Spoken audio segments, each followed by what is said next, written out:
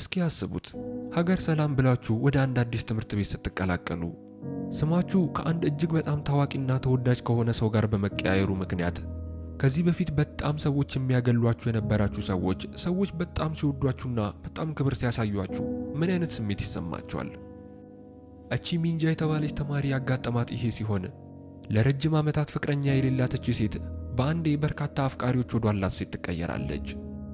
ነገር ግን መጨረሻዋ ያልተጠበቀና እጅግ በጣም ከባድ ይሆናል። የዚህን አጓጊና ልብ አንጠልጣይ የሆነ የፍቅር ታሪክ ቪዲዮውን ላይክ እያደረግን አዳዲሶች ደግሞ ሰብስክራይብ በማድረግ እየተቀላቀልን አብረን ታሪኩን እንጀምረው።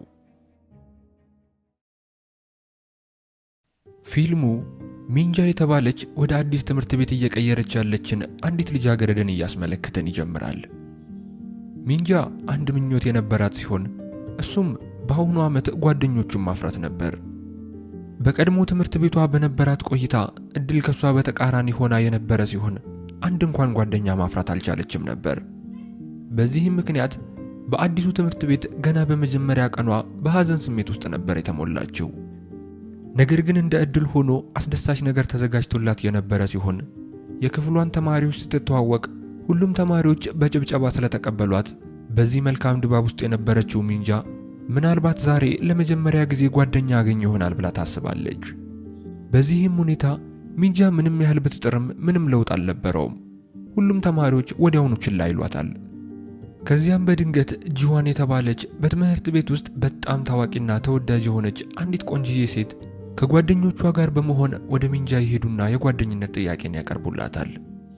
ሚንጃ እንደዚህ ያሉ ታዋቂ ልጃገረዶች ከሷ ጋር ጓደኛ ለመሆን መፈለጋቸው በጣም እያስገረማት ሲሆን ወዲያውኑም ከኢንተርኔት ላይ የተማረቻቸውን የንግግርና ጓደኞችን የማፍራት ችሎታ ታስታውስና ምናልባት ስታወራ ስህተት እንዳትሰራ በማሰብ ትጠቀማቸዋለች። ብዙም ሳይቆይ ጂዋንና ጓደኞቿ ለምሳ ይጋብዟትና አብረው የሚሄዱ ሲሆን ሚንጃ በእጅጉ በመደሰት በስተመጨረሻም ህልሟ እውን እንደሆነ እያሰበች ሲሆን የታሪኩ ያልተጠበቁ ክስተቶች ግን ብዙም ሳይቆይ መፈጠር ይጀምራሉ። ጂዋን ሚንጃን ከአንዳንድ ወንድ ጓደኞቿ ጋር ብታስተዋወቃትም ሚንጃ ወንዶቹን ካገኘችበት ቅጽበት ጀምሮ ምንም ምቾት አልተሰማትም ነበር። ወንዶቹ በጣም ቆንጆና ሸበላ ከመሆን አልፈው በትምህርት ቤት ውስጥ እጅግ በጣም ታዋቂ ተማሪዎች ናቸው። ከመካከላቸውም በጣም ኮስታራ የሚመስለው የጁን የተባለው ልጅ ሰላም እንኳን ሳይላት መሄድ ይጀምርና በድንገት የእጁ አምባር የሚንጃ ሹራብ ላይ ተጠምጥሞ በመደናቀፍ ሊወድቅ ሲል ሚንጃ ወዲያውኑ በፍጥነት ትይዘዋለች። ምን ማድረግ እንዳለባት ግራ የገባት ሚንጃም በአስቸጋሪ ሁኔታ ውስጥ ፈገግ ማለት እንዳለባት የተመለከተችውን ቪዲዮ ታስታውስና በእርጋታ ፈገግ በማለት ይቅርታ ብትጠይቀውም የጁን ግን ምንም ደንታ ሳይሰጠው ምንም እንዳልተፈጠረ እርሹ ብሎ ጥሏት ይሄዳል። ከዛም ጂዋን የጁንና ሄጁን የሁለት ወንድማማቾች ልጆች መሆናቸውንና ነገር ግን ባህሪያቸው ፍጹም ተቃራኒ መሆናቸውን የክፍሉ አለቃ የሆነው ሄጁን ብልህና ተግባቢ ሲሆን የጁን ግን ዝምተኛና እርጋታ የተሞላበት መሆኑን ትነግራታለች። ቆይቶም በሙዚቃ ክፍለ ጊዜ ሚንና የጁን በአንድ ወንበር ላይ እንዲቀመጡ በመደረጉ ቀድሞውኑ የማይመች የነበረው ድባብ ይበልጥ እየጨመረ በመምጣቱ ሚንጃ ዝምታዋን በመተው ልታወራው ብትሞክርም የጁን ግን የጆሮ ማዳመጫውን በመሰካት ጭራሽ እንድትደናግጥና ሐዘን እንዲሰማት ያደርጋል። ቆየት ብሎም አንድ በትምህርት ቤት ውስጥ የሚያስተምር መምህር ይጠራትና በአዲሱ ትምህርት ቤቷ ውስጥ የሚኖራትን ጊዜ እንድታጣጥም እንዲሁም ሌላ አዲስ ገቢ ተማሪ በቅርቡ እንደምትቀላቀላቸው እየነገራት ከሷ ጋርም ጥሩ ጊዜ እንደሚኖራቸው ይነግራታል። ነገር ግን ሚንጃ የሌላኛዋን አዲስ ገቢ ተማሪ መረጃ በኮምፒውተሩ ላይ ስትመለከተው ያልጠበቀችውን ነገር ትመለከትና እጅግ በጣም ትደነግጣለች። የአዲሷ ተማሪ ስምም ዩንሚን የሚባል ሲሆን ሚን በሚል ስሟ ነበር ብዙ ተማሪዎች የሚያውቋት። ሚንጃም በበርካታ ሺዎች የሚቆጠሩ ተከታዮች ያሏት የኢንስታግራም ተጽዕኖ ፈጣሪ የምትባል አይነት ተማሪ እንደሆነች የተመለከተች ሲሆን የልጅቷ ፎቶዎች እጅግ በጣም ዘመናዊ፣ ፋሽን የተሞላባቸውና ማራኪ ሲሆኑ ነገር ግን ሚንጃ መነጽር የምታደርግና ተራ የምትመስል ልጅ ነበረች። ትልቁ አስደንጋጭ የነበረው ክስተት ግን መምህሩ ሚንጃን ከታዋቂዋ ዩንሚን ጋር በስህተት በማቀያየሩና በሁለቱም ሴት ተማሪዎች መካከል መጠሪያቸው ሚን የሚለው ቃል ስለነበር ሚንጃን እንደ ዩንሚን አድርጎ ለተማሪዎች በማስተዋወቁ ነበር።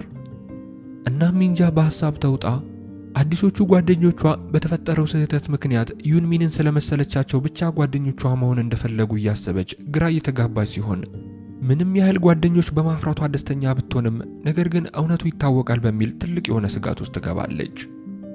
ከዚያም ባልተጠበቀ ሁኔታ ሄጁን ይመጣና እውነቱን እንደሚያውቅ ነገር ግን ይህንን ሚስጥሯን ለማንም እንደማይናገር ቃል ገብቶ ይነግራታል። ሚንጃ ወደ ክፍል ስትመለስ ጓደኞቿ በማህበራዊ ሚዲያ ላይ ስላላት ተወዳጅነት እያወሩ የነበረ ሲሆን ነገር ግን ባለማወቅ እየተመለከቱ የነበረው የዩንሚንን ኢንስታግራም ገጽ ነበር። ለአፍታ ሚንጃ እውነቱን ልትነግራቸው ብታስብም ነገር ግን ሴቶቹ ከሷ ጋር ለመቀራረብና በማህበራዊ ሚዲያ ላይ መልሳ ፎሎ ባክ እንድታደርጋቸው ፈልገው ብቻ እንደሆነ ስለተረዳች ከሁኔታው ለማምለጥ አሁን ላይ ማህበራዊ ሚዲያ እየተጠቀመች እንዳልሆነ በመናገር ተዋሻቸዋለች። ሚንጃ ከትምህርት ቤት መልስ ወደ ቤት ስትሄድ በከፍተኛ የሐዘን ስሜት ውስጥ የነበረች ሲሆን ሁሉም ሰው ጓደኛዋ ሊሆን የፈለገው ሌላ ሰው ስለመሰለቻቸው ብቻ በመሆኑ አይኖቿ በእንባ ይሞላሉ። ብዙም ሳይቆይ ጣፋጭ ነገሮችን ለመግዛት ወደ ሱፐርማርኬት ትገባና አንዳንድ ነገሮችን ገዝታ እንደጨረሰች ክፍያ ልትፈጽም ስትል ሄጁን ከየት መጣ ሳይባል በድንገት እጇን ይይዛትና ድልድዩ ጋር ስታለቅስ አይቷት ስለነበር ራሷ ላይ አንዳች ነገር ታደርጋለች በሚል ስጋት ፈርቶ እንደነበር ይነግራታል። ሚንጃም ስለተጨነቀላት ታመሰግነውና ከዚህ ዓለም ስለመጥፋት አስበህ ታውቃለህ በማለት ያልጠበቀውን ከባድ ጥያቄ ትጠይቀዋለች። ጁንም በፍጹም አስቦት እንደማያውቅና ከሁሉም ነገር የሚሻለው ግን በህይወት መቆየት እንደሆነ ይነግራታል።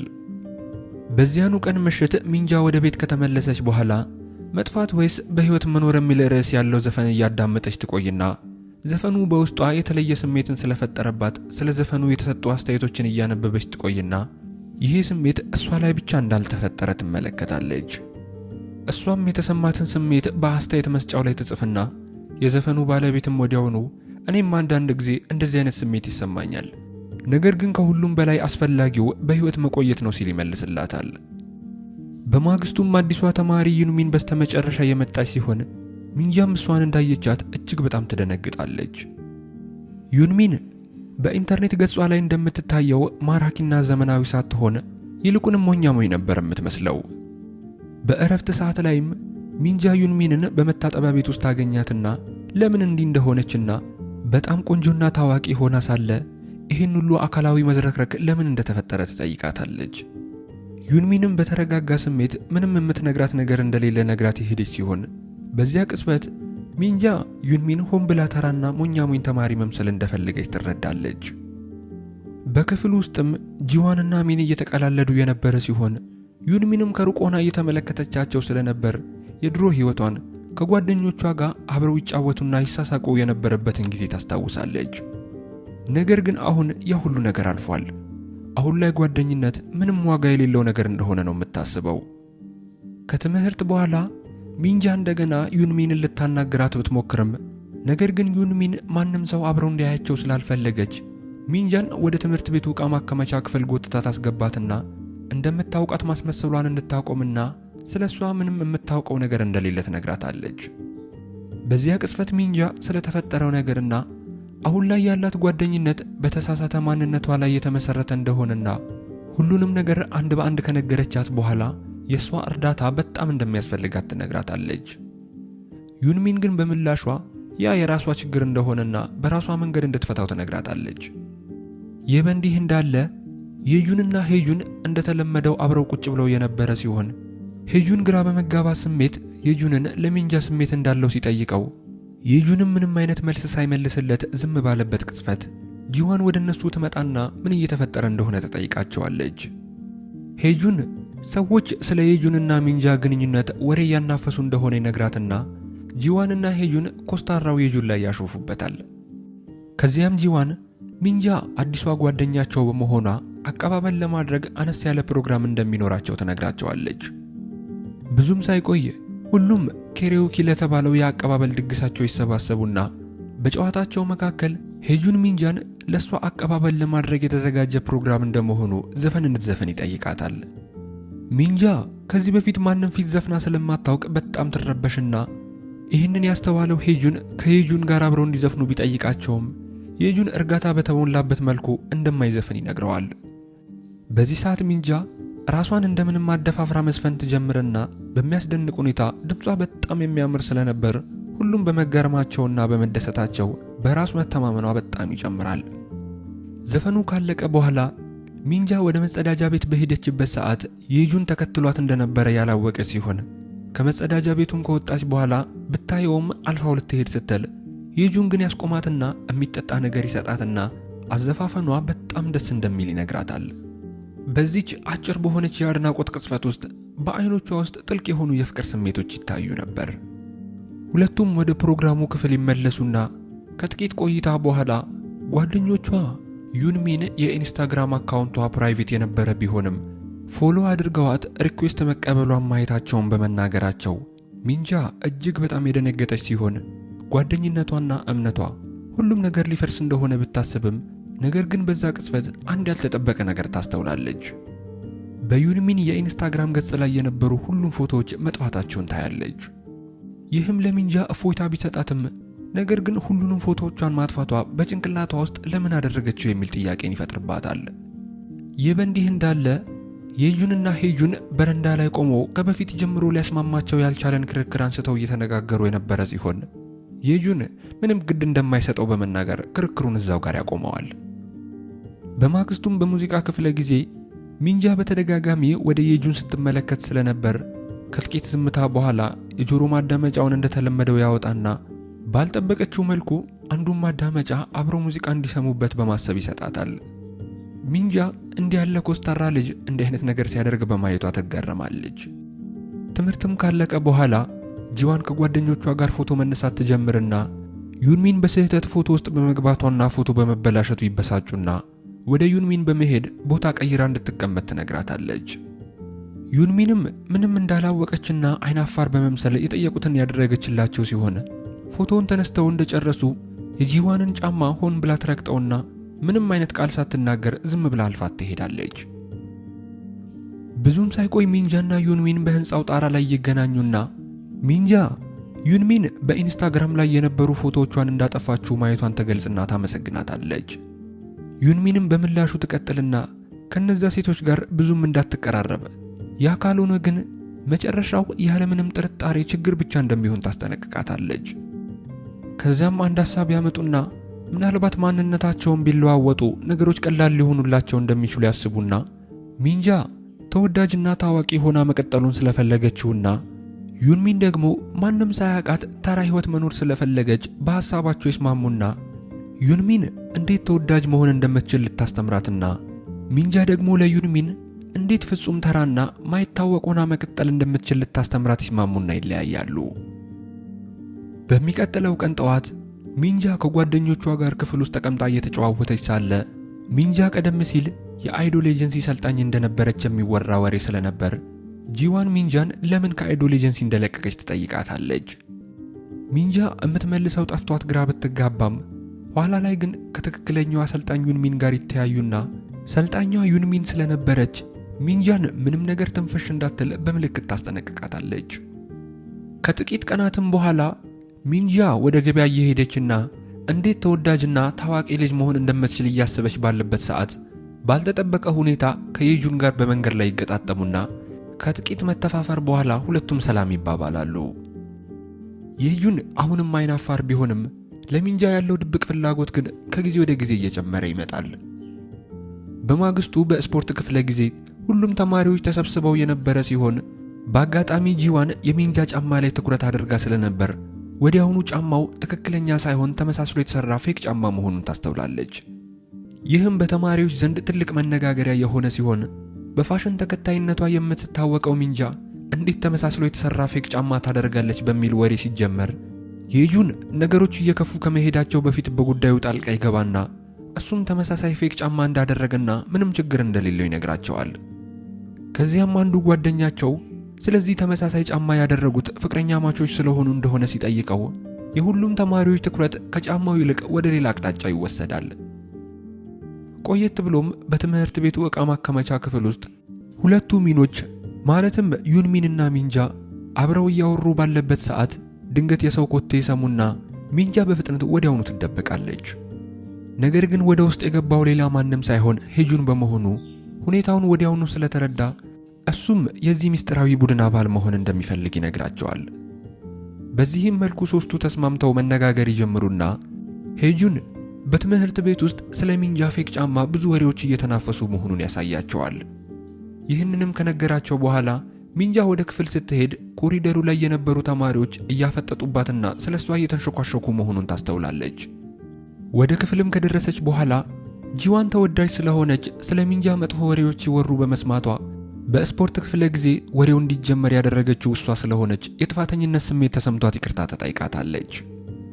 ሚንጃም እርጋታ በተሞላበት መንገድ ምንም እንዳልተቀየመቻትና ምንም ችግር እንደሌለው ትነግራታለች። ቢሆንም ግን ሚንጃ ክፍል ውስጥ ተቀምጣ ስለሷ እየተወሩ ያሉ በርካታ መጥፎ ወሬዎችና ትችቶችን በመስማቷ በጣም ትበሳጫለች።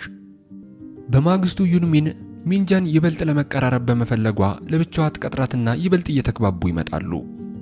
ከሰዓት በኋላም ወደ ካፌ አብረው እየሄዱ ሚንጃ ለመጀመሪያ ጊዜ ከጓደኛዋ ጋር ውጪ ስለወጣች በጣም ደስ ብሏት ስለነበር ዩንሚ የሚንጃን ደስታ ትመለከትና ከዚህ በፊት ከጓደኛዋ ጋር ካፌ ሄዳ እንደምታውቅ ትጠይቃታለች። ሚንጃም በውስጧ ፈገግ እያለች ከማንም ጋር ካፌ ገብታ እንደማታውቅ ትነግራታለች። በቆይታቸውም ዩንሚን ሚንጃን በፍጥነት የሚያምሩ ፎቶዎችን ታነሳትና ለኢንስታግራም አካውንቷ አዲሱ ፕሮፋይል እንድታደርገው ትነግራታለች። በሌላ በኩል የጁን የሚንጃን አዲሱን ፕሮፋይሏን ሲመለከት እሷን የማናገር ፍላጎቱ ይጨምርና ገና መልእክት ሊልክላት ሲል ሄጁን በድንገት ይመጣና ያስደነግጠዋል። የጁን የሆነ ነገር እየደበቀ መሆኑንም ስላወቀ ስልኩን ይነጥቀውና ለሚንጃ ሊልክላት የነበረውን መልእክት በመመልከቱ በትምህርት ቤት ውስጥ ስለ የጁንና ሚንጃ ሲናፈስ የነበረው ወሬ ቀስ በቀስ እውን ወደ መሆን እየመጣ እንደሆነ ያስተውላል።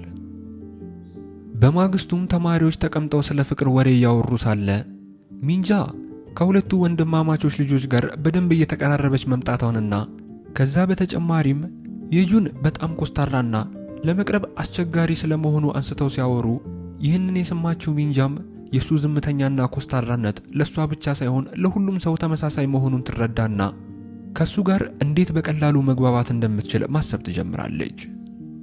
እናም ሚንጃ ብዙም ሳይቆይ የጁን የትምህርት ቤት ዩኒፎርሙን በስርዓት ሳይለብስ ልክ እንደ ኮሌጅ ተማሪ ልብስ ለብሶ በመምጣቱ ምክንያት መምህር ሲቆጣው ስለተመለከተች በኋላ ላይ ተጠብቀውና ዩኒፎርሙን በስርዓት ቢለብስ ይበልጥ ሊያምርበት እንደሚችል ትነግረዋለች።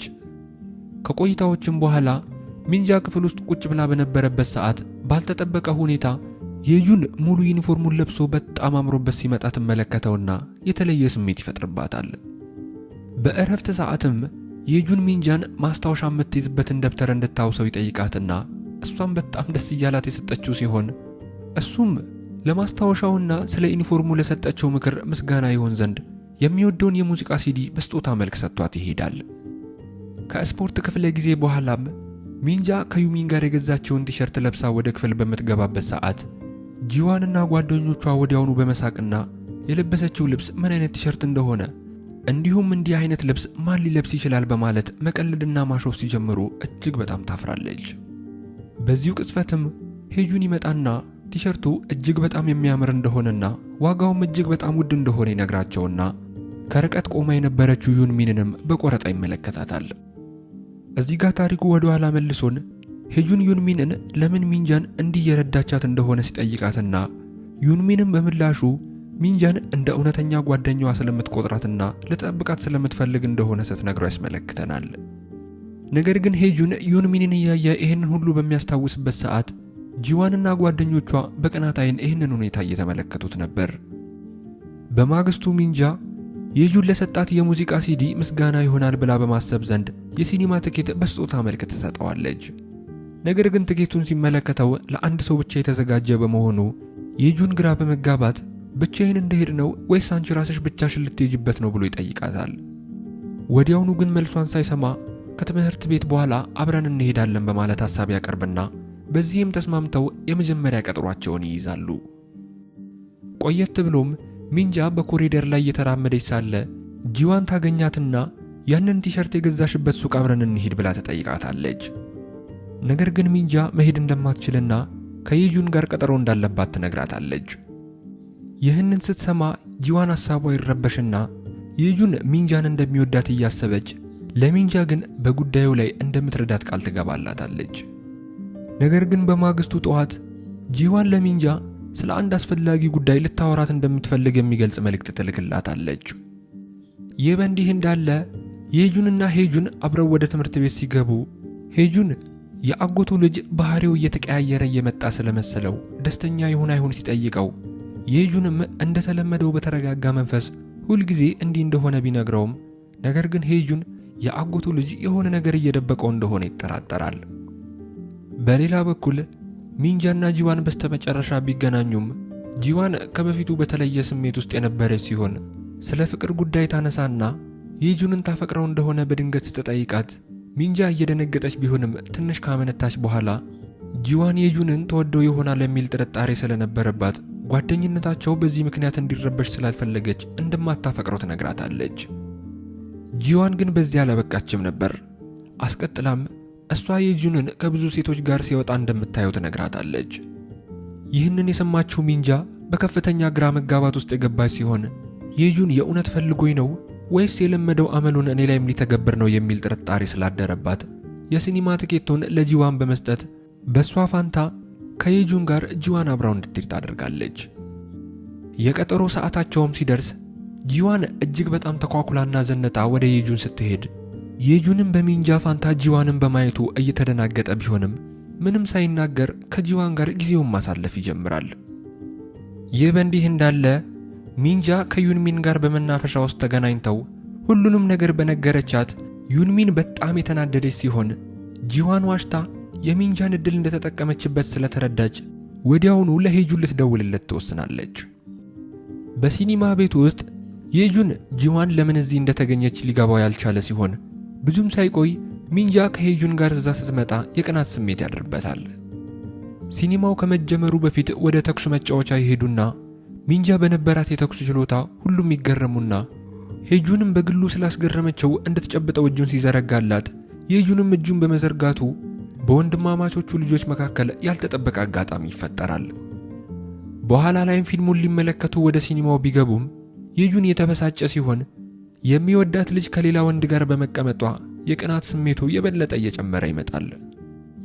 ፊልሙም እንዳለቀና እንደወጡ ሄጁን በፍጥነት ጂዋንን እጇን ይይዛትና ወደ ቤት አብረው እንዲሄዱ ይጠይቃታል። ፍላጎቱና ቅዱም የነበረው ሚንጃንና የጁንን ለብቻቸው መተው ነበር። በመንገዳቸውም ላይ ጂዋን የሆነ ነገር እየተካሄደ እንደሆነ ስለጠረጠረች ሄጁንን እሱን እንደማታፈቅረውና የምትፈልገው ሌላን ወንድ እንደሆነ ትነግረዋለች። ሄጁንም ከዚህ በላይ መታገስ ስላልቻለ እንደማትወደው እንዲሁም በሚንጃ መቅናቷን እንደሚያውቅና መስመሯን ባታልፍ የተሻለ እንደሆነ ሲያስጠነቅቃት ጂዋን እጅግ በጣም ትደነግጣለች። በዚህም ሄጁን የዋዛ ሰው አለመሆኑን ትረዳለች። በሌላ በኩል ሚንጃና የጁን አብረው ወደ ቤት እየሄዱ ሲሆን ሚንጃ የእውነት ከሷ ጋር ጊዜ ማሳለፍ ፈልጎ እንደነበር ትጠይቀዋለች። በየጁን ልብ ውስጥ ያለው መልስ አዎ የሚል ቢሆንም አይናፋርነቱ እውነቱን አውጥቶ እንዳይነግራት ይገድበዋል። ልክ ሚንጃን ቤቷ እንዳደረሳትም የጁን እንደምንም ራሱን ያደፋፍርና ለቀጠሮ በመምጣቷ በጣም ደስ እንዳለው ይነግራታል። ወደ ቤት እንደገባችም የምትወደውን ሙዚቃ ታዳምጥና እንደተለመደው የተሰማትን ስሜት በአስተያየት መስጫው ላይ ስታስቀምጥ የዘፈኑ ባለቤት ሲያየው ተመሳሳይ ስሜት እየተሰማቸው በመሆኑ ይገረማል። በማግስቱም ረፍት ሰዓት ላይ ሴቶቹ እንደተለመደው እያወሩና ጊዜ እያሳለፉ ቢሆንም ጂዋን ራሷን አግልላ በመቀመጥ ወደ ካፍቴሪያው ላለመሄድ አሞኛል በማለት ጓደኞቿን ተዋሻቸዋለች። እውነታው ግን ጂዋን በተለይ ከሲኒማው ቀጠሮ በኋላ በሚንጃ አሁንም እንደተናደደችና እንደቀናች የነበረ ሲሆን ለብቻዋም ተቀምጣ ከመጀመሩ በሚንጃ መቅናት እንደጀመረች ራሷን መጠየቅ ትጀምራለች። ጂዋን መጀመሪያ ላይ አካባቢ ሚንጃ ላይ ምንም አይነት መጥፎ ሐሳብ ያልነበራት ሲሆን ሚንጃን እንደማንኛውም ተራ ተማሪ የሆነችና በተለመደው ትችቷ በቀላሉ ልታሸንፋት የምትችል አድርጋ ገምታት የነበረ ቢሆንም ነገር ግን ሚንጃ ተፈጥሯዊ ስብዕናዋና ችሎታዋ ከታዋቂነቷ ጋር ተደምሮ የሁሉንም ሰዎች ትኩረት በፍጥነት እየሳበች እንደመጣችና ጂዋን ግን በአንጻሩ ራሷን ቀስ በቀስ ከትኩረት ውጪ የሆነች መምጣቷን ታስተውላለች። ከዚያን ጊዜን ጀምሮ ጂዋን ሚንጃን እንደ ጓደኛ ብቻ ሳይሆን እንደ ተቀናቃኝ አድርጋ መመልከት ትጀምራለች። ዩንሚንና ሚንጃም አብረው ተነስተው በኢንተርኔት ላይ ያጋሩት ፎቶ ብዙ ሰው ወዶት ትመለከትና የሆነ ነገር ማድረግ እንዳለባት ታስብና ዶሂ ለተባለችው ጓደኛዋ ደውላ ከጠራቻት በኋላ የጁንን እንደምትወደው ለሚንጃ አስቀድማ ነግራት እንደነበረና ነገር ግን ሚንጃ ከጂዮን ጋር በነበራቸው ቀጠሮ ላይ ሳይቀር እንደመጣችና ቀጠሯቸውን እንዳበላሸችባቸው ትነግራታለች። ወሬው ሙሉ በሙሉ ውሸት መሆኑን ያላወቀችው ዶሂ በሰማችው ነገር እጅግ በጣም የደነገጠች ሲሆን ሚንጃ ጓደኛ መስላ ጂዋንን ከጀርባ እንደወጋቻትና ተንኮለኛ ሴት እንደሆነች ማሰብ ትጀምራለች። በማግስቱ ሚንጃ ከሄጁንና ጓደኞቹ ጋር እያወራች ሳለ ጓደኞቿ እየመጡ መሆኑን ትመለከትና ለምሳ አብረው እንዲሄዱ ወደ እነሱ ብትመጣም ወንዶችን ለማሳደድ ስትል ችላ እንዳለቻቸው በመናገር ይወቅሷትና የጂዋን እቅድ በሚገባ ሰርቶ ስለነበር ሚንጃ ከጓደኞቿ ጋር ትለያይና አዝና ብቻዋን ወደ ካፍቴራው ትሄዳለች። ይሁን እንጂ የጁንና ሄጁን ለብቻዋ ተቀምጣ ያያዩትና እንዳይደብራት በማሰብ አጠገቧ ሄደው ሲቀመጡ እየተናፈሰ የነበረውን ወሬ ይባስ እንዲጨምር ያደርጉትና መላው ተማሪዎች ሁለቱን እጅግ በጣም ታዋቂና በትምህርት ቤታቸው ውስጥ ተወዳጅ የሆኑትን ወንዶች በአንድ ጊዜ የምታሽከረክር በጣም ብልጥና ወንድ አሳዳጅ የሆነች ሴት ነች በማለት ይባስ ስለሷ ማውራት ይጀምራሉ። ሚንጃም ይህንን ስትሰማ በጣም እያዘነች ወዲያውኑ ከቦታው በመነሳት በፍጥነት ወደ ዩንሚን በመሄድ ሁሉንም ነገር በዝርዝር ታስረዳታለች። ዩንሚንም በምላሿ ምንም የሰራችው ስህተት እንደሌለና እነዚህ ሴቶች መጀመሪያውኑም እውነተኛ ጓደኞቿ ስላልነበሩ በቀላሉ ፊታቸውን እንዳዞሩባት ታስረዳታለች። በሚቀጥለው ቀን ሚንጃ አሁንም በሐዘን ውስጥ ስለነበረች የጁን ትንሽ ሊያዝናናት በማሰብ የሳለውን አስቂኝ ስዕል ያሳያትና ስዕሉ በጣም አስቂኝ በመሆኑ ፈገግ እንድትል ያደርጋታል። ነገር ግን ጂዋንና ዶሂ ሚንጃ ላይ ያደረጉት ነገር ሄጁን ስለነሱ ያለው አመለካከት እንዲቀየር ያደረገው ሲሆን በዚያኑ ቀን ምሽትም አንድ አዲስ ነገር ካሰበ በኋላ ወደ ጂዋንና ዶሂ በመሄድ ጂዋንን የወደዳት በማስመሰል ዶሂን ለጥቂት ጊዜ ለብቻቸው እንድትተዋቸው ሲጠይቃት ዶሂ ራሷ ተወደው ስለነበር በዚህ ሁኔታ በጣም ያዘነች ሲሆን ያለ ፍላጎቷ ብቻቸውን ትታቸው ትሄዳለች። ከዛም ጂዋን ጓደኛዋ እንደምትወደው እያወቀ ለምን እንዲህ እንዳደረገ የጠየቀችው ሲሆን ሄጁንም በምላሹ እሷም ማስቀድማ ሚንጃ ላይ ያደረገችው ተመሳሳይ ነገር እንደሆነና ራሷን እንደ ጥሩ ሰው ማስመሰሏን እንድታቆም ይነግራትና አንድ ያልጠበቀችው ከባድ ነገርም ይጨምርላታል። ስለሷ ማንም ያላወቀውን አንድ ትልቅ ሚስጥሯን እንደሚያውቅና እስከዛሬ ደብቆላት እንደቆየ ይነግራታል። በማግስቱም ከስፖርት ክፍለ ጊዜ በኋላ አንድ የጂዋን የድሮ ፎቶ በትምህርት ቤቱ ግሩፕ ላይ ይለቀቅና አብዛኛው ተማሪ እያየው የነበረ ሲሆን በፎቶ ላይ ጂዋን አሁን ከምትታየው ሁኔታ ፍጹም የተለየች ስትሆን እንዳሁኑ ማራኪና ውብ ያልነበረች በመሆኑ ተማሪዎቹ በነገሩ በመገረማቸው ወሬው እንደ ሰደድ እሳት በፍጥነት በሁሉም ጋር ይዳረስና አንዳንዶቹ የሸወደቻቸው ስለመሰላቸው እጅግ በጣም ይናደዱባታል።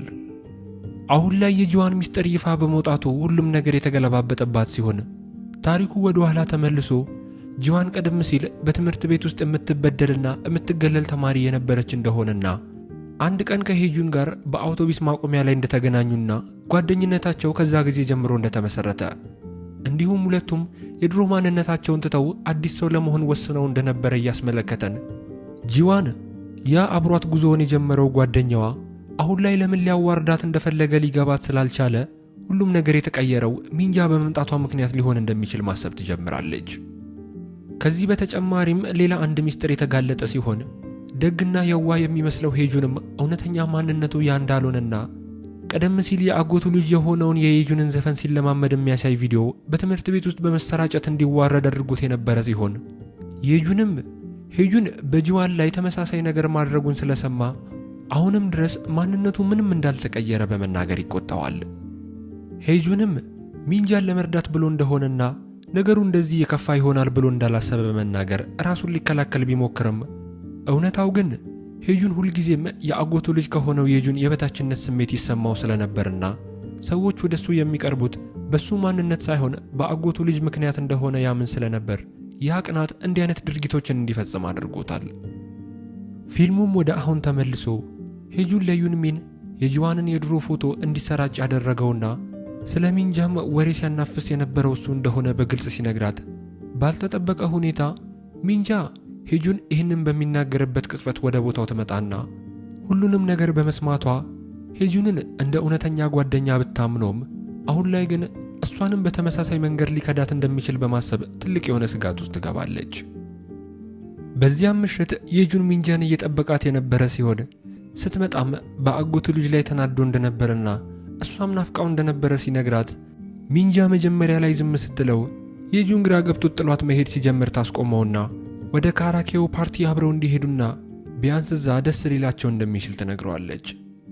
በካራኦኬ ፓርቲ ክፍል ውስጥም ተቀምጠው ሚንጃ የጁን ለመስፈን አለመፈለጉን ያስተዋለች ሲሆን እሱም በስተመጨረሻ ከዚህ በፊት ያጋጠመውን አንድ ገጠመኝ ያጫውታት ጀመር።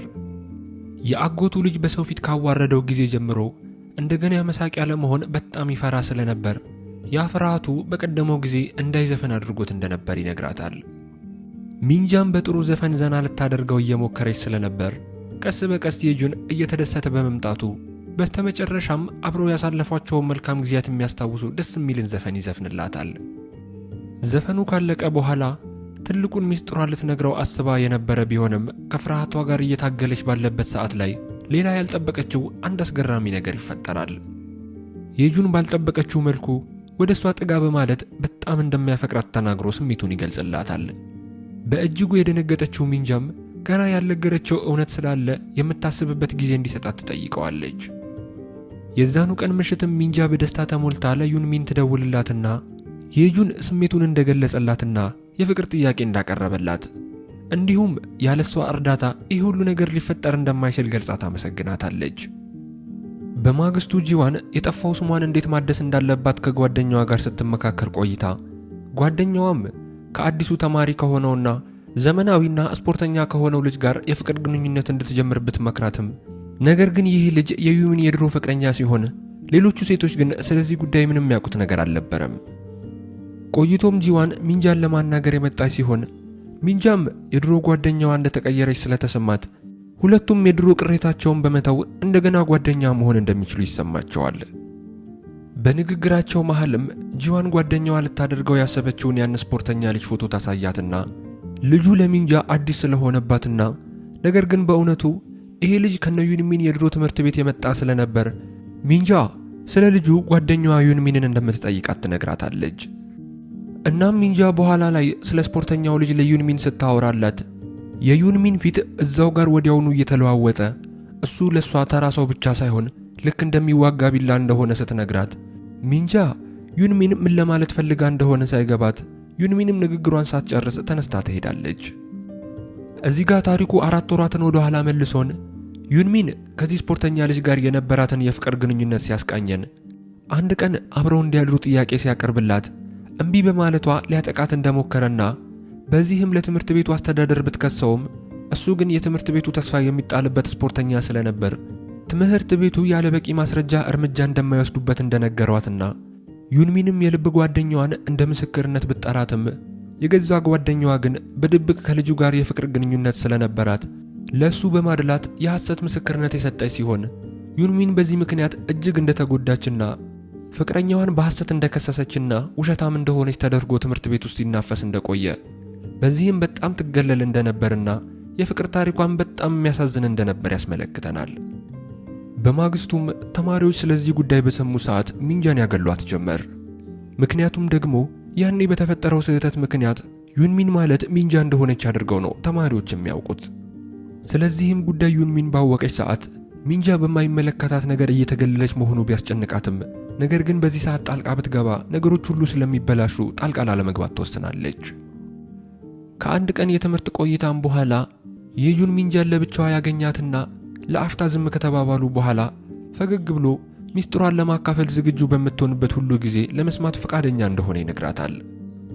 ይህ በእንዲህ እንዳለ ሄጁንም ከጂዋን ጋር ይገናኝና የድሮ ፎቶዋን በማሰራጨቱ ይቅርታ ከጠየቃት በኋላ ዳግመኛ ማንንም ላለመጉዳት ቃል ሲገባላት መጀመሪያ ላይ ጂዋን እያስመሰለ ቢመስላትም ነገር ግን ባሁኑ እውነትም ተጸጽቶ ነበር። ከመሄዱም በፊት ሁልጊዜ አንደኛ ለመሆን ያላት ቅናትና ስሜት የትም እንደማያደርሳት በግልጽ ይነግራታል። ከዛን ጊዜም በኋላ ዩንሚን በጣም ስለከፋት ትምህርቷን አቋርጧ ራሷን ክፍሏ ውስጥ ዘግታ መቆየት ትጀምራለች። አንድ ቀንም ወደ ሳሎን ስትወጣ አንድ አስገራሚ ነገር ታይና የምግብ ቅርጫትና ከሚንጃ የተላከላት ደብዳቤ መሆኑን ትመለከታለች። በዚህም ሚንጃ እንደ እውነተኛ ጓደኛ እያሰበችላት እንደሆነ ይሰማታል።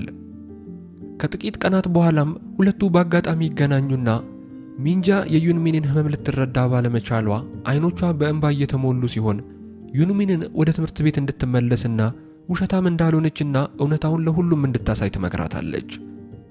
እዚህ ጋር ግን ወዲያውኑ ሌላ ችግር እየተፈጠረ ሲሆን ጂዋን በድንጋጤ ለሚንጃ በመደወል ከዛ ቆንጆ ስፖርተኛ ጋር መገናኘት ጀምራ የነበረና መጀመሪያ ላይ ሁሉም ነገር በጥሩ ሁኔታ እየሄደ የነበረ ሲሆን ልጁ ግን ብዙም ሳይቆይ እውነተኛ ማንነቱ መጋለጡንና ጥቃት ሊያደርስባት ስለሆነ እርዳታዋን ትጠይቃታለች። ሚንጃና ዩንሚንም በፍጥነት ተያይዘው ወደ ቦታው ቢሄዱም ልጁ በድጋሚ ታሪኩን በመቀየር እሱ ተጎጂ እንደሆነና ልጃገረዶቹ ስሙን ሊያጠፉ እንደፈለጉ አድርጎ ለማስመሰል ቢሞክርም ዩንሚን ግን በአስገራሚ ሁኔታ ድምፁን እየቀዳችው ስለነበር ዳግመኛ አጠገባቸው ድርሽ እንዳይልና አሻፈረኝ ካለ ደግሞ ከባድ ችግር ውስጥ እንደሚገባ አስጠንቅቀው ተያይዘው ከዛ ቦታ ይሄዳሉ።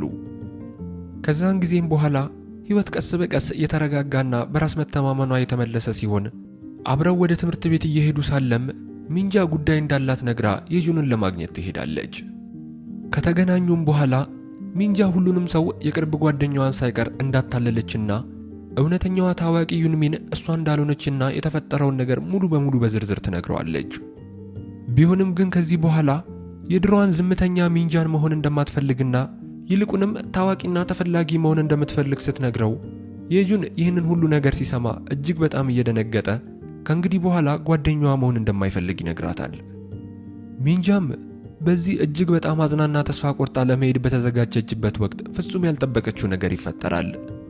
የጁን ይህንን ንግግር የተናገረው እሷን ከራሱ ለማራቅ ፈልጎ ሳይሆን ሚንጃ ከዚህ በኋላ ጓደኛው ሳይሆን ፍቅረኛው እንድትሆን እንደሚፈልግ ይነግራታል። ይህም ለሚንጃ እጅግ በጣም ትልቅ የሆነን የደስታ ስሜት ይፈጥርላታል። ይህ በእንዲህ እንዳለ ጉዳዩን ገና ያልጨረሰች በመሆኑ ወደ ክፍል በመሄድ በሁሉም ተማሪዎች ፊት ለፊት ቆማ እውነታውን ዝርዝር አድርጋ ከተናገረች በኋላ ከዛ ሰዓት ጀምሮ ማንም የጁንን ሊጎዳ ቢፈልግ ቅድሚያ እሷን መጋፈጥ እንዳለበት ትነግራቸዋለች። እውነቱን በመናገሯም ከጫንቃዋ ላይ ትልቅ ሸክም ስላቀለለች በስተመጨረሻ የእፎይታ ስሜት ይሰማታል። በዚህ በኩል ዩንሚንም የተረጋጋ የትምህርት ቤት ህይወቷን ለመመለስ ስትል ሌላ ትልቅ የሆነ ውሳኔ ትወስንና ምንም ያህል በሺዎች የሚቆጠሩ በርካታ ተከታዮችን ቢያሳጧትም ሁሉንም የማህበራዊ ሚዲያ አካውንቶቿን ታጠፋቸዋለች። በዚህም ወደ ድሮ ደስ ወደሚል ህይወቷ ስለተመለሰች በጣም ደስተኛ ትሆናለች። በሚንጃና በየጁን መካከል የነበረው ግንኙነት እያበበና እየጠነከረ የመጣ ሲሆን ባልተጠበቀ ሁኔታም እነዛ በጣም የምትወዳቸውና በችግሮቿ ጊዜ ሲያበረታቷት የነበሩ ዘፈኖች የሌላ የማንም ሳይሆኑ የየጁን መሆናቸውን ስታውቅና በስተመጨረሻም በፍቅር አብረው ህይወታቸውን ሲቀጥሉ እያስመለከተን ፊልሙ በዚህ ይጠናቀቃል።